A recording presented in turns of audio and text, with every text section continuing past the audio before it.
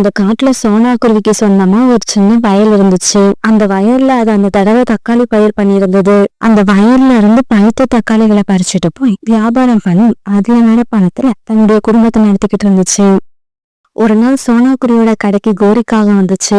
கோரிக்காகம் பெரிய பணக்காரக்காகும், இருந்தாலும் அதுக்கு மத்தவங்களுக்கு உதவுற எண்ணம் கிடையாது. எல்லார்கிட்டயும் ரொம்பவும் கஞ்சத்தனமா நடந்துக்கும்.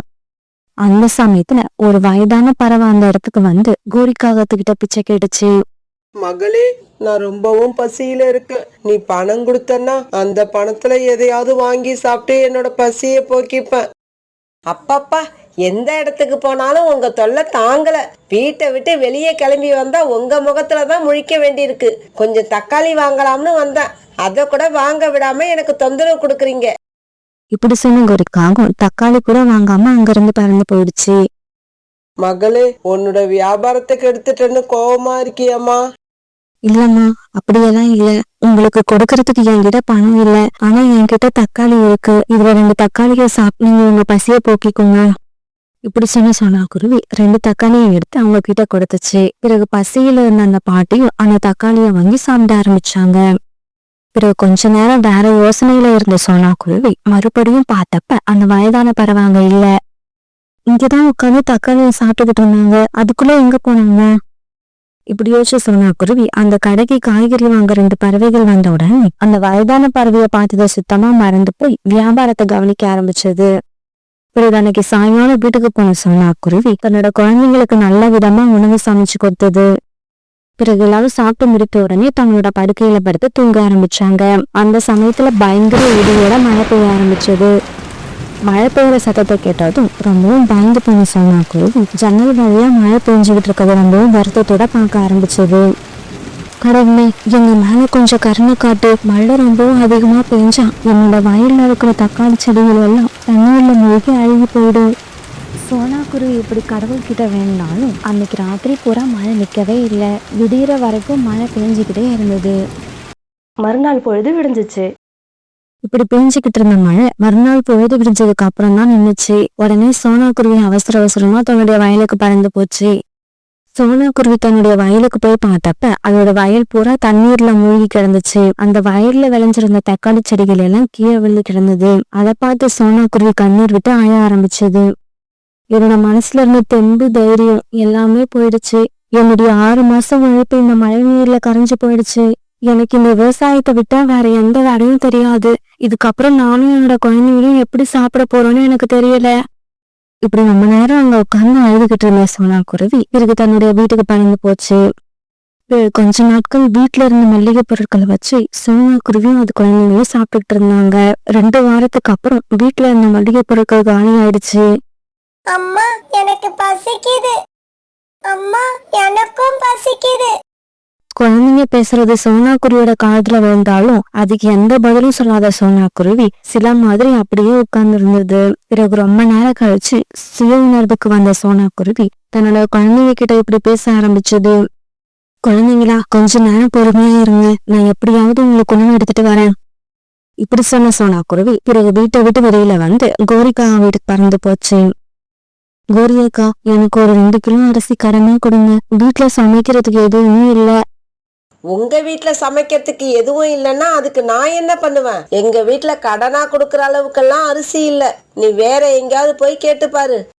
கோரியக்கா, 2 மாசத்துக்கு முன்னால ஒரே சமயத்துல உங்களுக்கும் உங்க குழந்தை ஜக்குவுக்கும் காய்ச்சல் வந்தது, ஞாபகம் இருக்கா? அப்ப உங்க 2 பேரையும் நான் தானே கவனிச்சுக்கிட்டேன். கிட்டத்தட்ட 2 வாரமா உங்களுக்கும் ஜக்குவுக்கும் தேவையானது எல்லாத்தையும் நான் தான் செஞ்சு கொடுத்தேன். கோரியக்கா, நான் செஞ்சதெல்லாம் இப்ப சொல்லி காட்டுறேன்னு நினைக்காதீங்க. என்னோட நிலைமை அப்படி இருக்கு. தயவு செய்து அதை மனசுல வச்சு எனக்கு இப்ப கொஞ்சம் அரிசி கொடுங்க. சோனா, நீ எனக்கு செஞ்சதை சொல்லி காட்டுறியா? இப்படி சொல்லி காட்டுவேன்னு தெரிஞ்சிருந்தா நான் உன்கிட்ட உதவி கேட்டு இருக்கவே மாட்டேன். இப்படி செஞ்சதெல்லாம் சொல்லி காட்டுற உன்கிட்ட இனிமே நான் பழக்க வழக்கமே வச்சுக்க மாட்டேன். போ இங்க இருந்து. கோரிக்காவை இப்படி கோமா சொன்னாலும் மனசடைஞ்சு போன சோனா குருவி அங்கிருந்து பறந்து போச்சு. சோனா குருவியோட சின்ன வயசு தோழினா சுந்தரவன காட்டுக்கு பக்கத்துல இருந்த மாளிகைபுர காட்டுல குடியிருந்துச்சு. உடனே சோனா குருவி அந்த காட்டை நோக்கி பறந்து போக ஆரம்பிச்சது. என்னோட தோழி என் மேல ரொம்பவும் அன்பா இருப்பா. அவ எப்படியும் எனக்கு உதவி பண்ணுவா. இப்படியெல்லாம் நினைச்சுக்கிட்டே பறந்த சோனா குருவி சீக்கிரமாவே பக்கத்து காட்டு வந்து சேர்ந்துருச்சு. பிறகு தன்னுடைய தோழி வீட்டை கண்டுபிடிச்சு அங்க வந்து சேர்ந்த சோனா குருவி வாசல் கதவை தட்ட ஆரம்பிச்சது. கொஞ்ச நேரம் கழிச்சு அந்த வீட்டு கதவை திறந்துகிட்டு சோனா குருவிக்கு அறிமுகம் இல்லாத யாரோ ஒரு பறவை வெளியில வந்துச்சு. என்னங்க, நீங்க யாரு? மீனாவுக்கு நீங்க என்ன வேணும்? மீனாவா? ஓ, இந்த வீட்ல முன்னாடி குடியிருந்த மீனாவை கேக்குறீங்களா? என்னது, மீனா இப்ப இந்த வீட்ல இல்லையா? ஆமாங்க, மீனா இந்த வீட்டை எங்க கிட்ட வித்துட்டு நகரத்துக்கும் பக்கத்துல உள்ள காட்டுக்கு குடி போயிட்டாங்க. அங்க போய் 2 மாசம் இருக்கும். எனக்கு அவங்கள பத்தின வேற விவரங்கள் எதுவும் தெரியாது. இப்படி சொன்ன அந்த பறவை வீட்டுக்குள்ள போய் கதவை சாத்திக்குச்சு. தன்னோட நிலைமையை நினைச்சு கொஞ்ச நேரம் கண்ணீர் விட்டு அழுத சோனா குருவி பிறகு தன்னுடைய வீட்டுக்கு திரும்பி வந்துச்சு. என்னோட குழந்தைங்களுக்கு வரும்போது உணவு எடுத்துட்டு வரேன்னு சொன்னேன். ஆனா இப்பவும் நான் வெறும் கையோட தான் வீட்டுக்கு போய்கிட்டு இருக்கேன். பசியோட இருக்கிற என்னோட குழந்தைங்க என் முகத்தை பார்க்கும்போது அவங்களுக்கு நான் என்ன பதில் சொல்லுவேன்? என்னோட குழந்தைங்க 2 பேரும் பசி தாங்க மாட்டாங்க. காலையில இருந்து இப்ப வரைக்கும் எதுவும் சாப்பிடல. இப்படி எல்லாம் நினைச்சு சோனா குருவி அழுதுகிட்டே தன்னுடைய வீட்டை நோக்கி பறந்து போய்கிட்டு இருந்துச்சு. குழந்தைங்களோட நிலைமையை நினைச்சு ரொம்பவும் பயந்து சோனா குருவி தன்னோட வீட்டுக்கு போச்சு. ஆனா சோனா குருவி வீட்டுக்கு போனப்ப குழந்தைகள் 2 பேரும் ரொம்ப உற்சாகமா விளையாண்டுகிட்டு இருந்தாங்க. அம்மாவை பார்த்ததும் வேகமா கிட்டக்க வந்து இப்படி பேச ஆரம்பிச்சாங்க. அம்மா, உங்களுக்கு தெரிஞ்ச ஒரு பாட்டி அம்மா நம்ம வீட்டுக்கு வந்தாங்க. அவங்க வந்து எங்க 2 பேருக்கும் நிறைய உணவு கொடுத்தாங்க. அப்புறம் நீங்க வந்தா கொடுக்க சொல்லி இந்த மரப்பெட்டியை கொடுத்துட்டு போனாங்க. ஆமா, நான் இல்லாத சமயத்துல யாரு வந்து எதை கொடுத்தாலும் வாங்கி சாப்பிடுவீங்களா? எனக்கு எந்த பாட்டி அம்மாவையும் தெரியாது. யாரோ உங்ககிட்ட வந்து பொய் சொல்லியிருக்காங்க. இல்லம்மா, அந்த பாட்டி அம்மாவுக்கு உங்களை நல்லா தெரியுமா? ஒரு தடவை அவங்க பசியோட நம்ம காய்கறி கடைக்கு வந்தப்ப நீங்க பணம் இல்லைன்னு சொல்லிட்டு அவங்களுக்கு சாப்பிட 2 தக்காளி கொடுத்தீங்களாம். பியூட்டி இப்படி சொன்ன உடனே சோனா குருவிக்கு அந்த வயதான பறவையோட ஞாபகம் வந்துச்சு. ஆமா, எனக்கு நல்லா ஞாபகம் இருக்கு. அவங்களுக்கு நான் 2 தக்காளியை கொடுத்தேன். ஆனா அந்த தக்காளிய வாங்கி சாப்பிட்டுக்கிட்டு இருந்தவங்க திடீர்னு காணாம போயிட்டாங்க. அவங்க எங்க போனாங்கன்னே தெரியல. இப்படி சொன்ன சோனா குருவி பிறகு அவங்க கொடுத்துட்டு போன சின்ன மரப்பட்டியை திறந்து பார்த்துச்சு. என்ன ஆச்சரியம், அந்த மரப்பட்டி நிறைய தங்க நகைகள் இருந்துச்சு. இதையெல்லாம் பார்த்துட்டு குக்குவும் பியூட்டியும் சந்தோஷத்துல துள்ளி குதிக்க ஆரம்பிச்சாங்க. சோனா குருவியோட மனசும் அந்த சமயத்துல ரொம்பவும் மகிழ்ச்சியா இருந்துச்சு. அன்னைக்கு என்னோட கடைக்கு வந்த அந்த வயதான அம்மா சாதாரண பறவை இல்லைன்னு அப்பவே நினைச்சேன். அது இப்ப உண்மை ஆயிடுச்சு. பிறகு சோனா குருவி அதுல இருந்து கொஞ்சம் நகைகளை எடுத்துக்கிட்டு மார்க்கெட்டை போய் விட்டு பணமாக்குச்சு.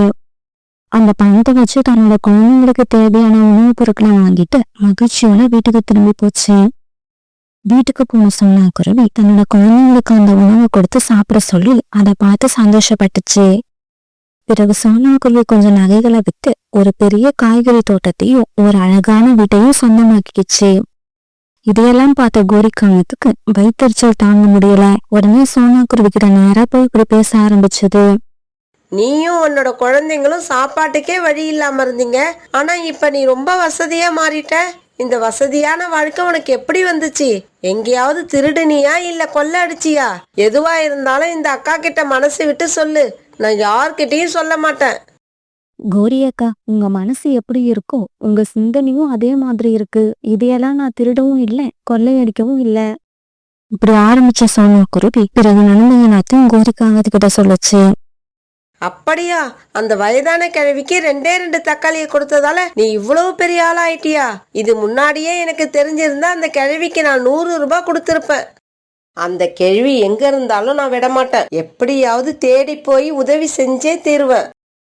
இப்படி சொன்ன கோரிக்காகும் பிறகு அந்த காடு பூரா பறந்து அந்த வயதான பறவையை தேட ஆரம்பிச்சது. ஒரு நாள் பூரா தேடியும் அந்த வயதான பறவை எங்கேயும் கிடைக்கவே இல்லை. இதனால ரொம்ப சோர்ந்து போய் ஒரு மரக்கிளை மேல உட்காந்து ரெஸ்ட் எடுக்க ஆரம்பிச்சது. இந்த சமயத்துல அந்த வயதான பறவை அந்த வழியா பறந்து போறத கோரிக்காகம் பார்த்துடுச்சு. உடனே கோரிக்காகம் அந்த பறவையை விரட்டிக்கிட்டே பின்னால போச்சு. ஆரம்பத்துல ரொம்பவும் மெதுவா பறந்து போன இந்த வயதான பறவை பிறகு ரொம்பவும் வேகமா பறந்து போக ஆரம்பிச்சாங்க. கோரிக்காகமும் விடவே இல்லை. அவங்க பின்னாலேயே அதே வேகத்துக்கு பறந்து போச்சு. இப்படி முன்னால பறந்து போய்கிட்டு இருந்த அந்த வயதான பறவை திடீர்னு மறைஞ்சு போயிடுச்சு. இருந்தாலும் அந்த வயதான பாட்டியை விரட்டிக்கிட்டே வந்த கோரிக்காகும் தன்னுடைய ஸ்பீடை கண்ட்ரோல் பண்ண முடியாம எதிரில இருந்த ஒரு மரத்துல மோதி கீழே விழுந்துடுச்சு. இப்படி கீழே வந்ததுனால கோரிக்காக தலையில அடிபட்டு ரத்தம் வந்துச்சு. இந்த பறவை சாதாரண பறவை இல்ல, கண்டிப்பா ஒரு மந்திர பறவையா தான் இருக்கணும். அதனாலதான் நல்ல எண்ணம் கொண்ட சோனா குருவிக்கு உதவி பண்ணிட்டு சோனா குருவியை பார்த்து பொறாமப்பட்ட எனக்கு தகுந்த தண்டனையை கொடுத்துருக்கு. இதுக்கப்புறம் நாம எப்படி இருக்கணும்னா, சோனா குருவி மாதிரி உதவி பண்ணாட்டியும் பரவாயில்ல, மற்றவங்கள பார்த்து பொறாமப்படாம வாழ கத்துக்கணும். அப்பதான் நம்ம வாழ்க்கை சந்தோஷமா இருக்கும். இப்படி நினைச்ச கோரிக்காவும் பிறகு தட்டு தடுமாறி தன்னுடைய வீட்டுக்கு பறந்து போச்சு.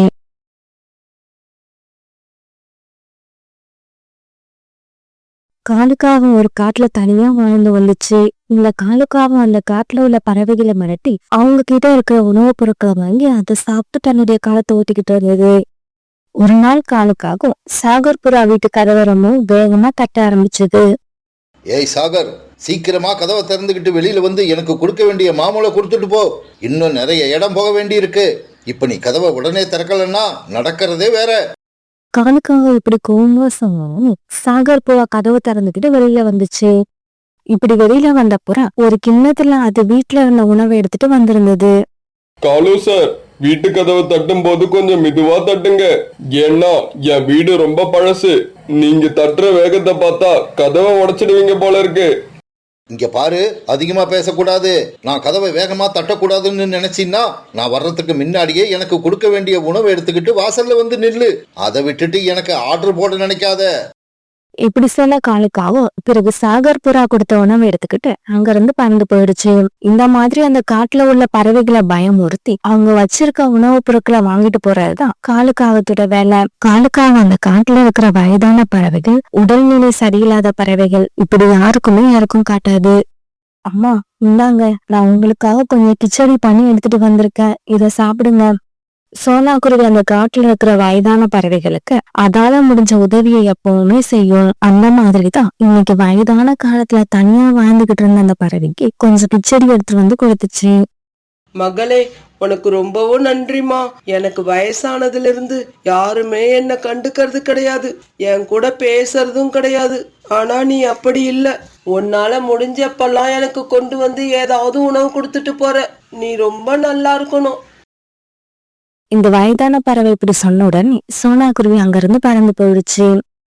பிறகு சோனா குருவி கொடுத்த கிச்சடிய அந்த வயதான பறவை சாப்பிட போன நேரத்துல காலுக்காக அந்த இடத்துக்கு வந்துருச்சு. ஏய் பாட்டி, இந்த வயசான காலத்துல உனக்கு சாப்பிட கிச்சடி கேக்குதா? போ எங்கேயாவது போய் காஞ்ச தானியங்களை தேடி சாப்பிடு. இந்த கிச்சடி எனக்கு வேணும். தம்பி, எனக்கு உடம்பு சரியில்லை, பசி வேற அதிகமா இருக்கு. தயவு செஞ்சு இந்த கிச்சடியை என்ன சாப்பிட விடு. பாட்டி, நீ எல்லாம் உயிரோட இருந்தாலும் ஒண்ணுதான், இல்லைன்னாலும் ஒண்ணுதான். இந்த கிச்சடியை சாப்பிட்டுட்டு நீ உயிர் பிழைக்கிறத விட பட்னி கிடந்து சீக்கிரமா போய் சேர்ந்துரு. இப்படி சொன்ன காலுக்காக சோனா குருவி அந்த வயதான பறவைக்கு கொடுத்த கிச்சடியை எடுத்துக்கிட்டு அங்க இருந்து பறந்து போயிடுச்சு. ஒரு நாள் காலுக்காகம் பறந்து போயிட்டு இருக்கும் போது ரீட்டா கிளி ஒரு மரத்து மேல உட்கார்ந்து ஒரு கொய்யா பழத்தை சாப்பிட்டுக்கிட்டு இருந்தது. அதை பார்த்த காலுக்காக நேரா அந்த இடத்துக்கு போய் ரீட்டா கிளி மேல பாஞ்சு அதை கொத்த ஆரம்பிச்சது. காலு காலு, என்ன கொத்தாத. உனக்கு வேணும்னா இந்த கொய்யா பழத்தை எடுத்துக்கிட்டு போ, அதுக்காக கொத்தி காயப்படுத்தாத. ரீட்டா கிளி இப்படி சொன்னதுக்கு அப்புறம் தான் காலுக்காக ரீட்டா கிளிய கொத்துறத நிறுத்துச்சு. ரீட்டா, வர வர நீ என்ன நல்லா புரிஞ்சு வச்சிருக்க. நீ ஒரு குட் கேர்ள். இப்படி சொன்ன காலுக்காக ரீட்டா கிளி வச்சிருந்த கொய்யா பழத்தை எடுத்துக்கிட்டு அங்க இருந்து பறந்து போச்சு. தான் சாப்பிட்டுக்கிட்டு இருந்த பழத்தை காலுக்காகத்துக்கிட்ட கொடுத்த ரீட்டா கிளி பிறகு அழுதுகிட்டே சோனா குருவியோட வீட்டுக்கு பறந்து போச்சு. சோனா, இன்னைக்கு அந்த காலுக்காக மறுபடியும் நான் சாப்பிட்டுக்கிட்டு இருந்த பழத்தை புடுங்கி எடுத்துக்கிட்டு போயிடுச்சு. இந்த அநியாயத்துக்கு ஒரு முடிவே கிடையாதா? ரீட்டா, அந்த காகம் தன்னை எதிர்த்து பேசினாலே அடிக்க ஆரம்பிச்சிரும். இப்படி இருக்கிற நிலைமையில அந்த காகத்தை யாரால என்ன செய்ய முடியும்? அப்படியா? அப்படின்னா அந்த காகத்துக்கு அடிமையா இந்த காட்டுல வாழறதை விட நான் வேற ஏதாவது ஒரு காட்டுக்கு போய் சுதந்திரமா வாழ போறேன். இதே சமயத்துல சாகர் புறாவும் அந்த இடத்துக்கு வந்துச்சு. ஆமா, நானும் இப்படிதான் முடிவு பண்ணிருக்கேன். இந்த காட்டுல வாடுறதை விட கொடுமையான விஷயம் வேற எதுவுமே இல்ல. சாகர் அண்ணா, ரீட்டா, 2 பேரும் கொஞ்சம் பொறுமையா இருங்க. அந்த காகத்துக்கு கண்டிப்பா ஏதாவது ஒரு முடிவு வந்தே தீரும். சோனா குருவி இப்படி சொன்னாலும் அது சொன்ன சமாதானத்தை சாகர் புறாவும் ரீட்டா கிளியும் ஏத்துக்கவே இல்ல. அவங்க 2 பேரும் அந்த காட்டை விட்டு வேற காட்டை நோக்கி பறக்க ஆரம்பிச்சாங்க. பிறகு ஒரு நாள் சோனா குருவி வீட்டுக்கு வந்த காலுக்காவும் சோனா குருவியோட தலையில கொத்த ஆரம்பிச்சது. இங்க பாரு சோனா, எனக்கு தினமும் உணவு கொடுத்துக்கிட்டு இருந்த சாகர் புறாவையும் ரீட்டா கிளியையும் நீ தான் இந்த காட்டை விட்டு வேற காட்டுக்கு அனுப்பி வச்சிருக்க. அதனால இதுக்கப்புறம் நீ தான் எனக்கு தேவையான உணவை கொண்டு வந்து கொடுக்கணும். காகமே, நான் சொல்றத கேளு. அவங்க 2 பேரும் அந்த காட்டை விட்டு போனதுக்கும் எனக்கும் எந்த சம்மதமும் இல்ல. தயவு செய்து என்னை அடிக்காத, என்னை விட்டுடு. இங்க பாரு சோனா, உன்னை இப்ப விட்டுட்டு போறேன். இனிமே தினமும் 3 வேளையும் நீ தான் எனக்கு உணவு எடுத்துக்கிட்டு வந்து கொடுக்கணும். அது மட்டும் இல்ல, எனக்கு தேவையான எல்லா வேலைகளையும் நீ தான் பார்க்கணும். இப்படி சொல்லிட்டு காலுக்காக அங்க இருந்து பறந்து போயிடுச்சு. காலுக்காக இப்படி சொல்லிட்டு போனதும் சோனா குருவி ரொம்பவும் தீவிரமா யோசனை பண்ணுச்சு. இதுக்கப்புறம் நாம இந்த காட்டுல இருக்கிறதுல அர்த்தம் இல்ல. அப்படி இருந்தா இந்த காகத்துக்கு அடிமையா தான் இருக்கணும். இப்படி நினைச்ச சோனா குருவி பிறகு மூட்டையை கட்டிக்கிட்டு அந்த காட்டை விட்டு வேற காட்டை தேடி பறந்து போயிடுச்சு. இப்படியே சில நாட்கள் நகர்ந்துச்சு. ஒரு நாள் ராத்திரி அந்த காட்டுல திடீர்னு பயங்கர காத்தோட சேர்ந்து மழையும் பெய்ய ஆரம்பிச்சது. இப்படி ரொம்பவும் வேகமா வீசின காத்தால காலுக்காகவும் குடியிருந்த வீடு சுக்குநூறா இடிஞ்சு மரத்துல இருந்து கீழே விழுந்துடுச்சு. இந்த மாதிரி வீடு இடிஞ்சு கீழே விழுந்தப்ப காலுக்காகவும் அந்த வீட்டுக்கு அடியில மாட்டிக்கிச்சு.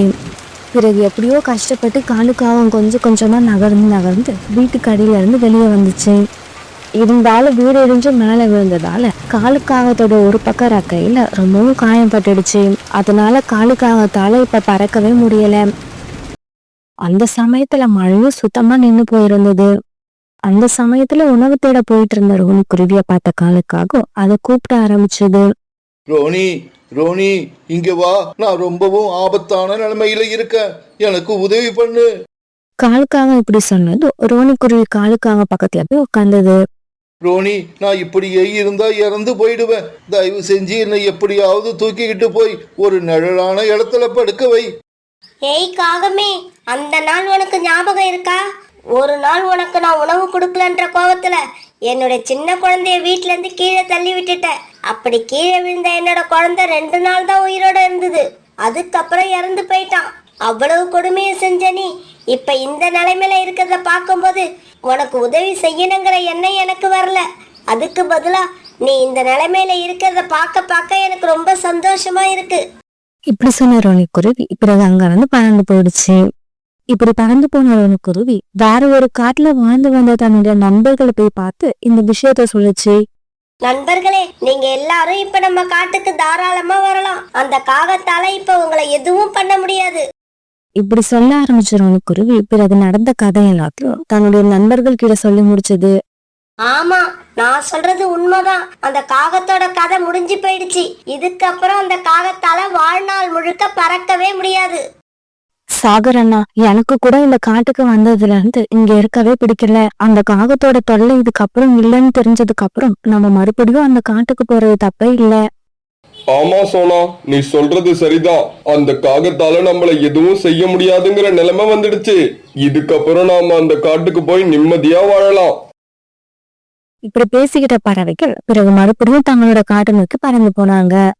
பிறகு தங்களோட வீடுகளுக்கு போய் சேர்ந்த பறவைகள் எல்லாரும் ரொம்ப சந்தோஷமா வாழ ஆரம்பிச்சாங்க. யாராவது எனக்கு கொஞ்சம் உணவு கொடுங்க. எனக்கு ரொம்ப பசிக்குது. யாராவது எனக்கு கொஞ்சம் உணவு கொடுங்க. அந்த சமயத்துல உணவு தேடி எடுத்துட்டு வந்த சோனா குருவி காலுக்காகத்தோட குரலை கேட்டு அங்க போச்சு. சோனா, எனக்கு ரொம்ப பசிக்குது. ஏதாவது உணவு இருந்தா கொடு. இல்லைன்னா நான் செத்து போயிடுவேன். ஏ காகமே, உன்னோட அராஜகத்தால எத்தனை பறவைகள் வீட்டை இழந்து தங்களோட குழந்தைங்களை இழந்து நிம்மதியை இழந்து இந்த காட்டை விட்டு போயிருக்காங்க தெரியுமா? நாங்க நினைச்சா இப்ப உன்னை என்ன வேணாலும் செய்யலாம். ஆனா இந்த மாதிரி கேவலமான எண்ணம் இவங்களுக்கு கிடையாது. சோனா, என்ன மன்னிச்சிடு. நான் செஞ்சதையெல்லாம் நினைச்சு ரொம்பவும் அவமானப்படுறேன், வேதனைப்படுறேன். தயவு செய்து எனக்கு கொஞ்சம் உணவு கொடுத்துட்டு போ. நான் இந்த காட்டுல உள்ள நிறைய பறவைகளுக்கு துன்பத்தை கொடுத்துருக்கேன். தயவு செஞ்சு என்னை எல்லாரும் மன்னிச்சிடுங்க. காலுக்காகம் இப்படி சொன்ன உடனே சோனா குருவி அது வச்சிருந்த தானியங்கள்ல ஒரு நெற்கதிரை எடுத்து காலுக்காகத்துக்கிட்ட கொடுத்தது. காகமே, இந்த தானியங்களை நீ சாப்பிடு. நீ இப்ப மனசு மாதிரி மன்னிப்பு கேக்குறதால போன காலம் திரும்பி வந்துடாது. எங்களோட மனசுல பட்ட காயத்துக்கு நீனால மருந்து போடவே முடியாது. இப்ப கூட உன்னோட ரக்கையில காயம் பட்டு உன்னால பறக்க முடியல. அதனாலதான் நீ மன்னிப்பு கேக்குற. உடம்புல இருந்த வலுவையெல்லாம் போனதுக்கு அப்புறம் மனசு மாறிட்டேன்னு நீ சொல்றத எல்லாம் நம்ப முடியல. இப்படி சொன்ன சோனா குருவி பிறகு அங்கிருந்து பறந்து போயிடுச்சு. காலுக்காக அதுக்கப்புறம் வந்த நாட்கள்ல கண்ணுல கண்ணீரோட அந்த இடத்துல படுத்துக்கிட்டு போற வர பறவைகள் கிட்ட உணவு கேட்டுக்கிட்டே இருந்தது. உடல்நிலை நல்லா இருக்கும்போது அந்த காகம் செஞ்ச அநியாயங்களுக்கு இப்ப கொடுமையான தண்டனை கிடைச்சிருச்சு.